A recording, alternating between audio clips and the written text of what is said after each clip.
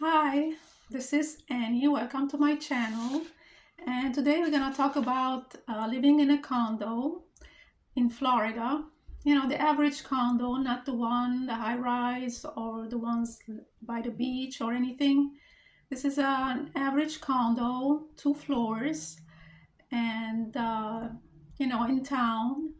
Most of them are built in 1985 or 1970s, and recently the roofs have been replaced because of the insurance requested that. Otherwise, they won't insure the condos, and because it's an older building.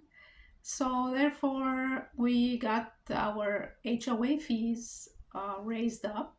So just like everybody else, we have to live with it.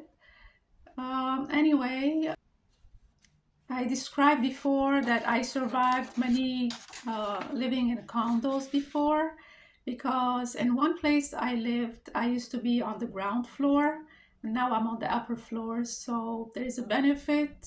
It depends what you prefer. But being on the ground floor, they had this grass all around it. And for some reason, the association, the management, had the urge to turn on the sprinkler at 1:30 in the morning. And it used to run like for 20 minutes straight. And when it first turns on, it was like a burst, like boom. And then the sprinkler was like, there was four of them, one in a bedroom window, one in the patio, one just across the street. I mean, just across from the patio, few feet down.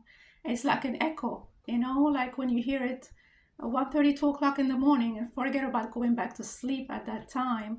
I mean, once you're awake, it's not a push of a button. You just can go back to sleep. So, so that was happening for a while. I mean, and of course, I had to complain to the management, and they had to consider it, and they said somebody else would have that schedule running. But I mean, you could put it a little bit away from the window so that the people that are residing in that condo won't be affected as much.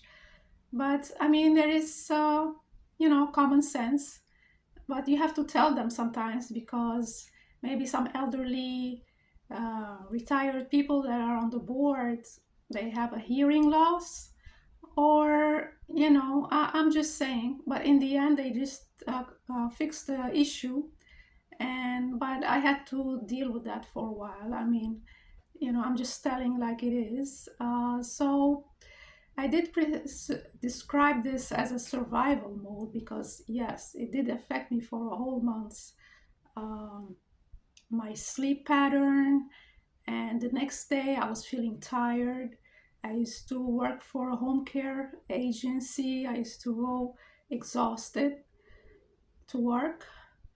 And but anyway, we passed that. So I wouldn't describe it as a survival, as a bear attack, but it could be. You never know, but not as close. I think a bear attack would be much worse. But it was stressful. Anyway, so if you don't have issues regarding that, and if you're, you know, if you don't take it too seriously, that I guess everybody's different. But this was just an example to let you know how sometimes living on the ground floor and the management, you have to make sure they listen to you. So anyway, um, so as far as living in Florida, I mean, it's a nice state.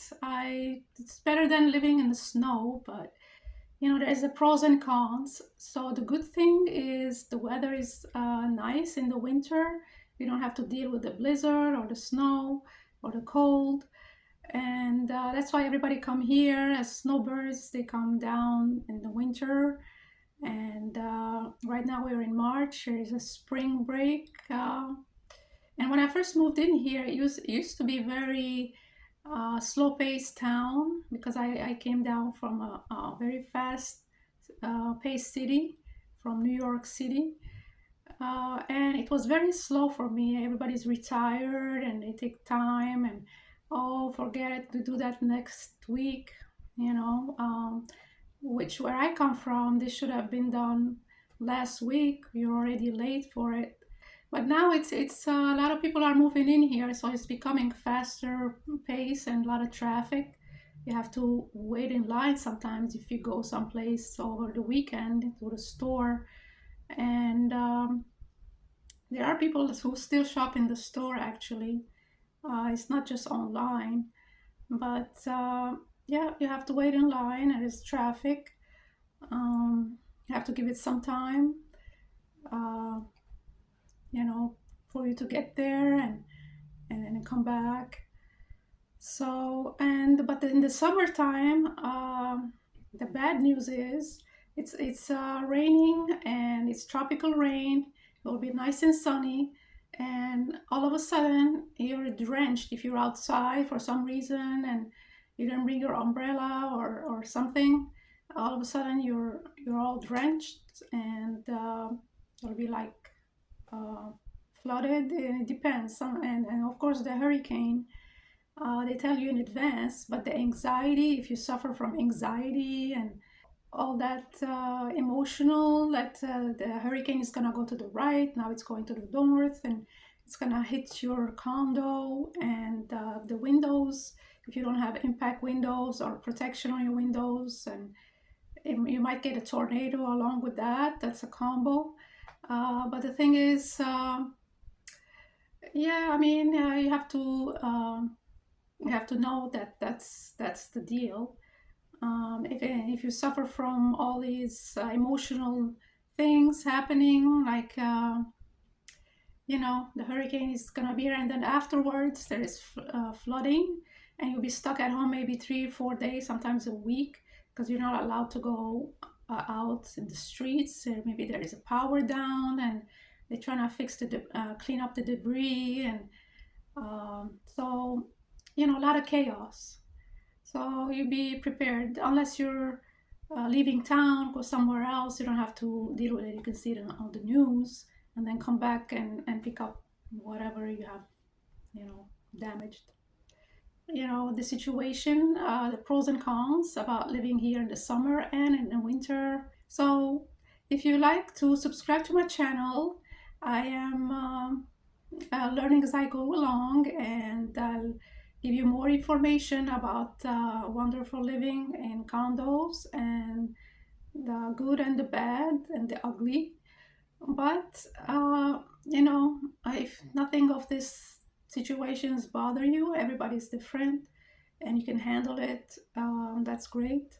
It's I've been surviving, dealing with different rules and constant you know changes about rules and management and all of that. It's like a job almost living here, because you have to be on top of things, otherwise they run over you. You don't want to be a doormat at the same time. People walk all over you. So you have to be awake. You can't just sleep and let things happen to you, because people definitely take advantage of you. So um, anyway, I'm just saying in general, wherever you are, you have to be always careful, be alert. Okay, so if you like my video, just give it a thumbs up and subscribe, and there'll be more to come next time as I go along. Thank you for watching. See you next time. Bye.